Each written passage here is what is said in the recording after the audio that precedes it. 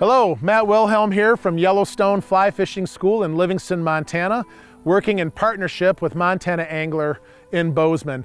And what I'd like to show you now is what we call the false cast. Now the false cast is really important for a lot of reasons. And as I talk to you, I'm just going to do a false cast and get one going here. A false cast is when we move our rod back and forth, not allowing our fly to touch the water. Now the false cast is predicated on a lot of different things. One of the main things is timing. You have to have good timing in a false cast to allow the line to fully extend on the back cast and forward cast. This helps to load the rod and keep your line moving through the air. Another thing too is that we want to have the correct rod arc. And for this rod angle or rod arc, I'm at about 11 o'clock and 1 o'clock. Now keep in mind that this arc will change with the amount of line beyond the rod tip. If you have more line, you're going to open your arc up more. If you have less line, you're going to make it narrower. The pause will also be predicated by the amount of line beyond the rod tip.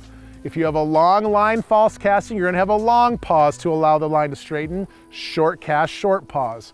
Another thing that I'm doing here is I'm moving my rod tip in a straight line path between the back cast and the forward cast. And by moving that rod tip in a straight line path, I'm producing what's called a tight loop. And I'm also applying my power evenly in this casting stroke and acceleration to a stop. So there's a few things you have to do in this cast to make it efficient. Now, the reasons that we use a false cast are a few things. First one is when our fly gets waterlogged and we want to get the water out of it to make it float again, we're going to pick it up, give it a couple of false casts, dry it out, and present the fly back to the fish, okay? Another good reason for a false cast is to change direction.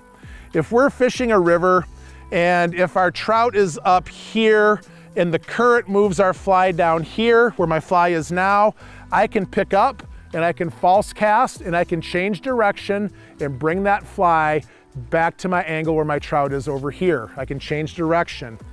Another good reason for the false cast is if we have a short line and if we're starting out fishing with fly in hand and we want to get our line out, we can get our line out with a false cast by letting little bits of line slip through our fingers to extend the length of our cast to get our fly out there for our fishing. Now, one thing about false casting I'll mention is that the longer that you leave that fly in the air in a false cast, the more things can go wrong. You can get a tangle, you can catch a tree.